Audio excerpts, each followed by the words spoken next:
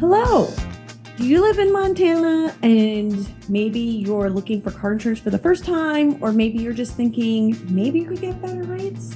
Well, we're going to look at insurance for people that live in Montana, car insurance. And to get started, head on over to FreeAdvice.com. We have this great quote comparison tool.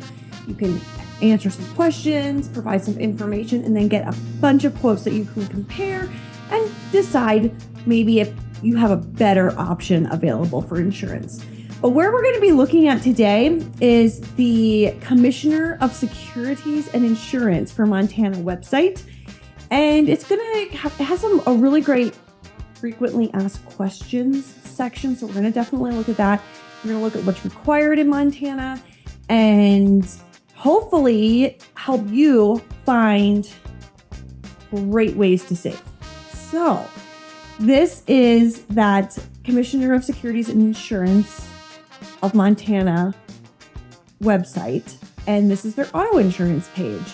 So they start off here with a guide to auto insurance. Now that is just a general guide. It's not Montana specific, so we're just going to skip over that.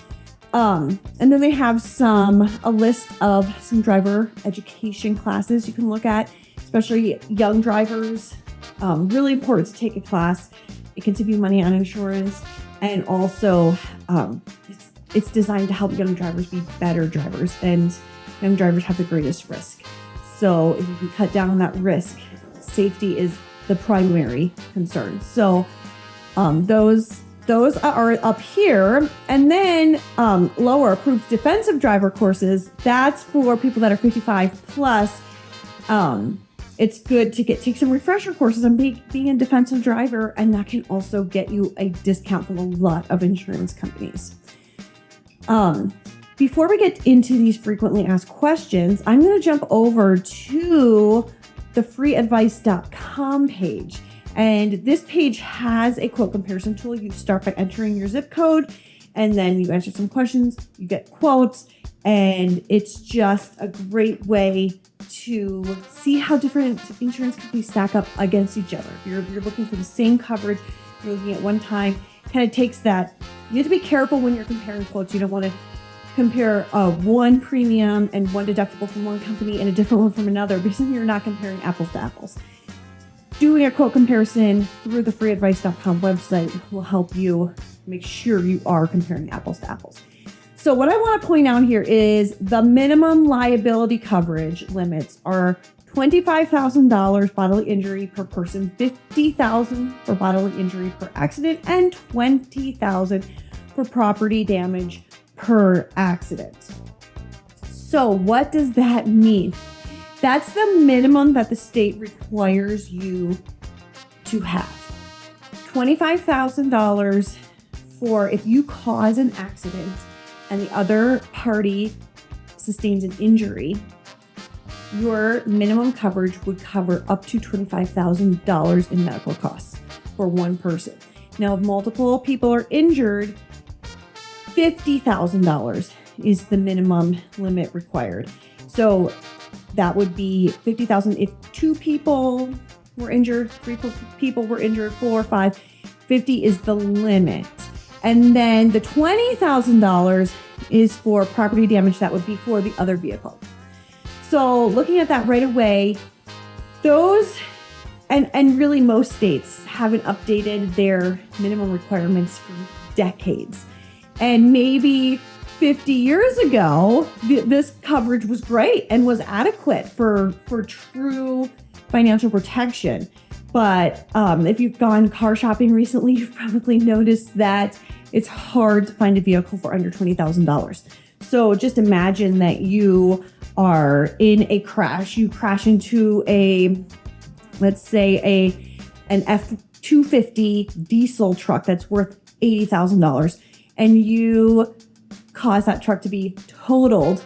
Well, if you're only carrying the minimum limits, you're only going to have $20,000 of insurance coverage.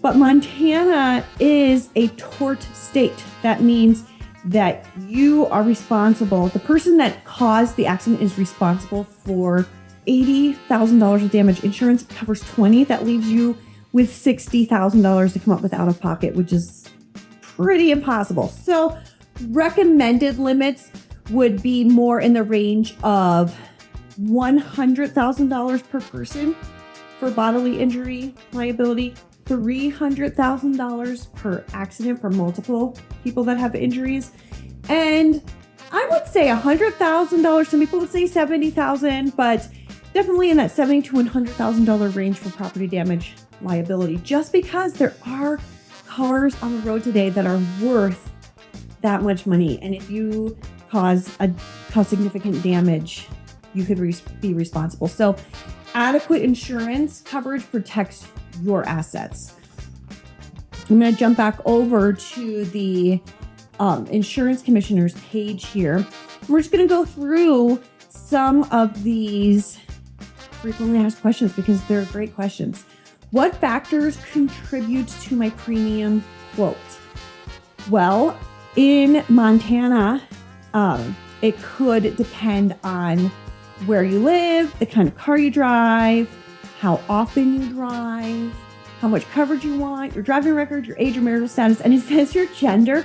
But actually in Montana, gender is not a consideration in formulating car insurance prices. It is in most states, but in Montana, men and women, all else being equal, would pay the same rates. A lot of times you hear that teenage boys pay higher rates than teenage girls, and that's just not the case in Montana. So girls will actually pay more than what the average girl would pay, and boys would pay less than what the average boy would pay if you compared it to other states. Does your driving record affect your insurance premium? The obvious answer to that is yes. The premium you pay is a direct reflection of your driving record for the past 3 years.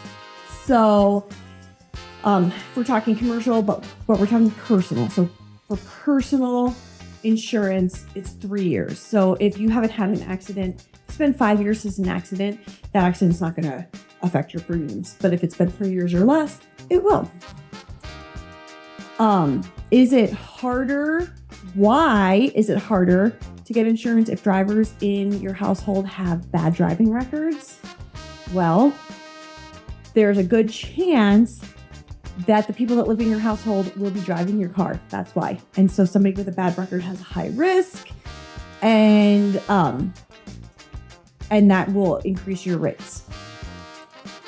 So what do insurance companies consider when they decide to non-renew policies?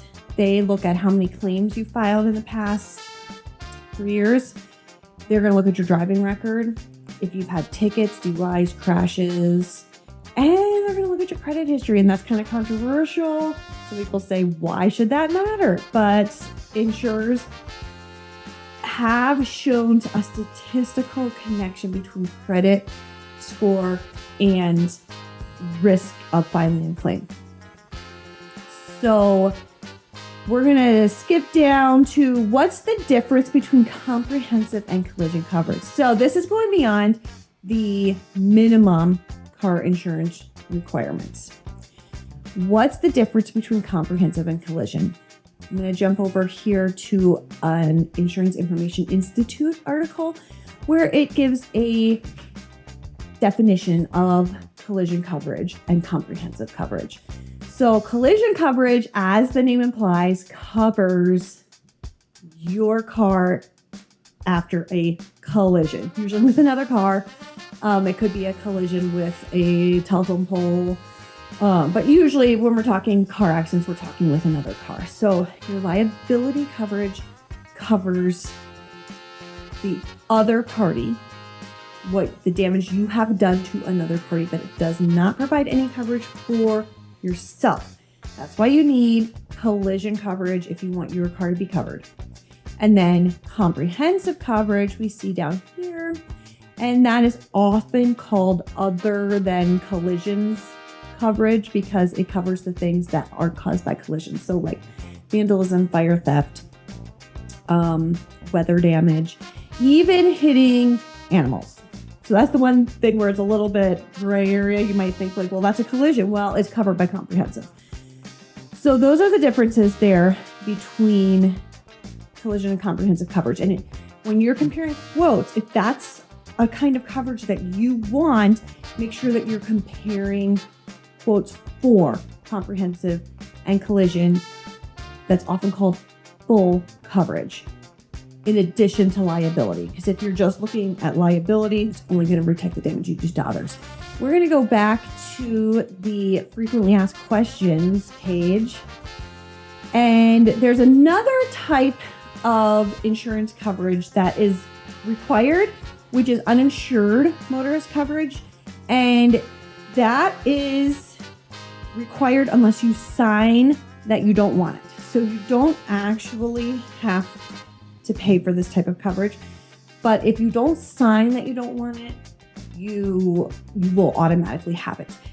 Keep in mind that about 1 in 10 drivers doesn't have insurance. So if one of those drivers causes a crash and wrecks your car, they don't have insurance. So they're not going to pay for the damages. Even if they are held liable, if they don't have the resources, they may not even be able to. So then you're stuck without a car, dealing with the financial impact of that. Somebody's going to be stuck with it. It's probably going to be you.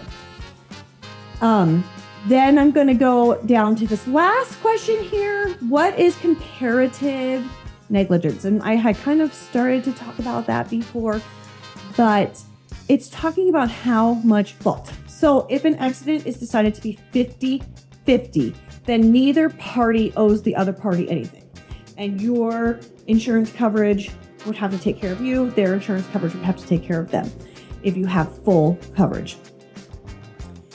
But if one party is deemed to be 51% liable, that means that they hold the majority of fault in the accident. And so the other party can collect damages from them. And what's interesting is, let's say at an accident, let's say you caused a crash and it was determined that you were 80% at fault and they were 20%. You can't go after them for that 25%, for that 20%. But they can come after you for that 80%. They may come after you for all of their expenses, but your insurance company may say, no, we have determined that our customer was 80% at fault, and so we will only pay 80% of the damages. That's how that comparative negligence works. In a lot of cases, there's one driver that's clearly at fault, and in that case, that driver is fully responsible. But there are cases where the responsibility is kind of split. Maybe not evenly, but there is a split, and the insurance company will determine that. If you're not happy with the determination that's been made, you can ask the courts to make a final determination of comparative negligence.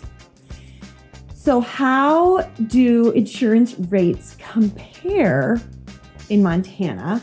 We have here this great graphic where you can see at a high, this is for minimum coverage, Montana minimum coverage auto insurance, monthly rates from top providers. There's more insurance companies than just this, but these are top providers. And so you can see at a high, we have Progressive at $47. And at a low, we have Liberty Mutual at $16. Now that's just average. Your rates will differ probably. You're going to need to go to FreeAdvice.com, enter your zip code, answer some questions, and then you'll be able to compare quotes that are accurate for your specific circumstances. So I'm going to switch over back to this free advice page and just go up to show you that here in this box here, we see you have a choice of which kind of insurance you want to compare. We'll go with auto, and then you enter your zip code here, press get quotes, and then you'll be just walked through some questions that should be pretty easy to answer, and you'll just get a bunch of quotes that you can compare. So I hope that was helpful, helps you understand what kind of insurance you need for what, and how you can find the best rates possible in Montana.